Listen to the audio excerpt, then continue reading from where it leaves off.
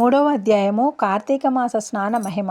జనక మహారాజా కార్తీక మాసంలో ఏ ఒక్క చిన్న దానము చేసినో అది గొప్ప ప్రభావము కలదై వారికి సకల సౌకర్యములు కలుగుటియే గాక మరణానంతరము వారి శివ సాన్నిధ్యము చేరుదురు. కానీ కొంతమంది అస్థిరములై భోగభాగ్యములు విడువలేక కార్తీక స్నానములు చేయక అవినీతి పరులై భ్రష్టులై సంచరించుచు కడకు క్షుద్ర జన్మలు అనగా కోడి కుక్క పిల్లి లాగా జన్మింతురు. అధమము కార్తీక మాస శుక్ల పౌర్ణమి రోజునైనను స్నానం చేయడము జపం చేయడము మంచిది. అలా చేయకపోవటం వలన అనేక చండాలాది జన్మలెత్తి కడకి బ్రహ్మ రాక్షసిగా పుట్టుదురు. దీనిని గురించి మీకు ఈ ఇతిహాసం ఒకటి వినిపించదను. సపరివార పర్యంగా శ్రద్ధగా ఆలకించండి. బ్రహ్మ రాక్షసులకు ముక్తి కలుగుట. ఈ భరతఖండమందలి దక్షిణ ప్రాంతమున ఒకానొక గ్రామములో మహావిద్వాంసుడు తపస్వాలి సత్యవాక్య పరిపాలకుడు అగు తత్వ విష్ణుడను బ్రాహ్మణుడొకడు ఉండెను. ఒకనాడు ఆ బ్రాహ్మణుడు తీర్థయాత్రికులై అఖండ గోదావరికి బయలుదేరను. ఆ తీర్థ సమీపమున ఒక మహావృక్షము పైన భయంకర ముఖములతోనూ దీర్ఘ కేశములతోనూ బలిష్టమైన కూరలతోనూ నల్లని బాణ పొట్టలతోనూ చూచువారికి అతి భయంకర రూపములతో ముగ్గురు బ్రహ్మరాక్షసులు నివసిస్తూ ఆ దారిన పోవు బాటసారులందరినీ బెదిరించి వారిని భక్షించి ఆ ప్రాంతమంతయు భయభ్రాంతులు చేసేవారు.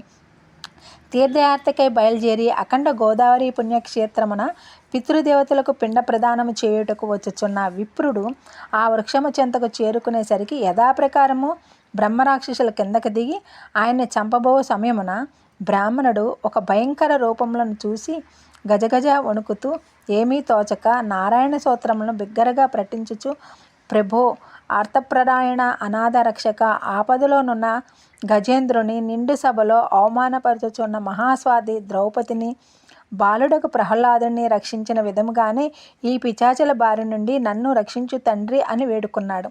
ఆ ప్రార్థనలు విన్న బ్రహ్మరాక్షసులకు జ్ఞానోదయం కలిగి మహానుభావ మీ నోటి నుండి వచ్చిన శ్రీమన్నారాయణ స్తుతి విని మాకు జ్ఞానోదయం అయింది, మమ్ము రక్షింపము అని ప్రాధేయపడిరి.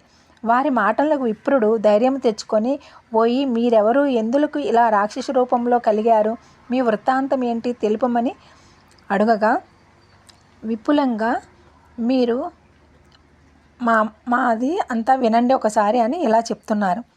మీరు పూజ్యులు ధర్మాత్ములు వ్రతపారాయణులు. మీ దర్శన భాగ్యం వలన మాకు పూర్వజన్మమందలి కొంత జ్ఞానం కలిగినది. ఇక నుండి మీకు మా వలన ఏ ఆపద కలగదు అని అభయమిచ్చిరి.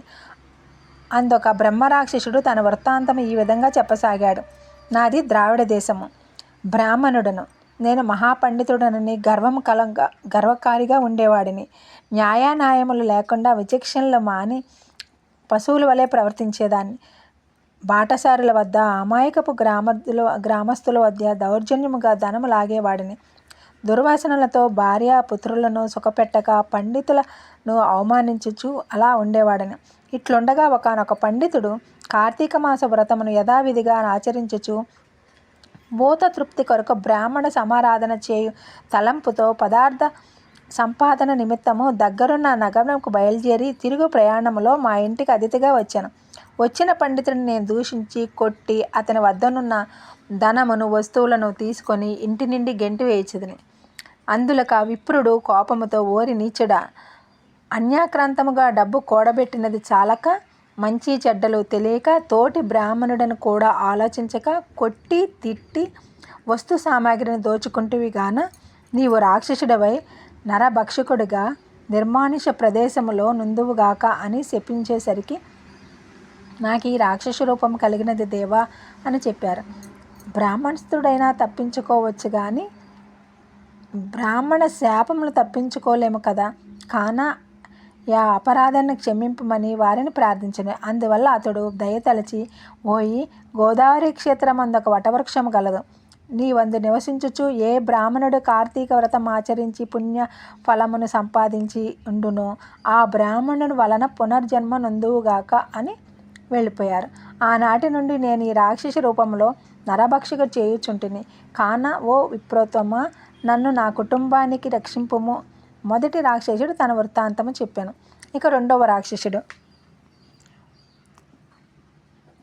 నాయనా, నేను కూడా పూర్వజన్మలో బ్రాహ్మణుడినే.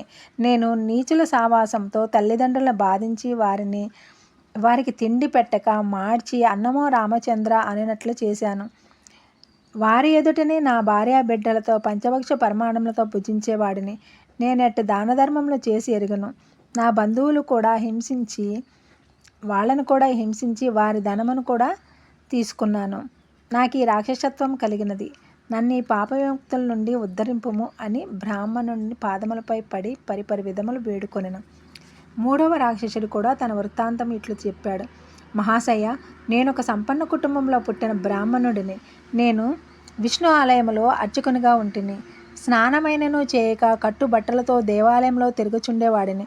భగవంతునికి ధూపదీప నైవేద్యములు సమర్పించగా భక్తులు కొని తెచ్చిన సంభవములను నా ఉంపుడుగెత్తికి అందజేయుచు మధ్య మాంసములు చేవించుచు పాపకార్యమును చేసినందున నా మరణాంతరము ఈ రూపము ధరించితిని. కావున నన్ను కూడా పాప విముక్తిని గావింపుము అని ప్రార్థించెను.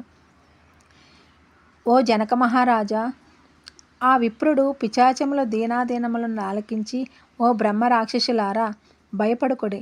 మీరు పూర్వజన్మలో చేసిన ఘోర కృత్యముల వలన మీకు ఈ రూపం కలిగిన. నా వెంట రండి, మీకు విముక్తి కలిగింతును అని వారి నోదార్చి తనతో గొనిపోయి ఆ ముగ్గురిని సంకల్పము చెప్పుకొని తానే స్వయముగా గోదావరిలో స్నానం ఆచరించి స్నాన పుణ్య ఫలముగా ముగ్గురి బ్రహ్మ రాక్షసులకు దారపోయగా వారి వారి రాక్షస రూపములు పోయి దివ్య రూపములు ధరించి వైకుంఠమునకేగిరి. కార్తీక మాసములో గోదావరి స్నానం ఆచరించినచో హరిహరాదులు సంతృప్తి నుండి వారికి సకల సౌకర్యములు ప్రసాదింతురు. అందువలన ఎంత ప్రయత్నించిన వారైనా సరే కార్తీక స్నానం ఆచరించి తీరవలసిందే. ఇట్లు స్కాంద పురాణాంతర్గత వశిష్ఠ ప్రోక్త కార్తీక మహాత్మ్యమందలి 3వ అధ్యాయము 3వ రోజు పారాయణం సమాప్తము. 3వ అధ్యాయము కార్తీక మాస స్నాన మహిమ.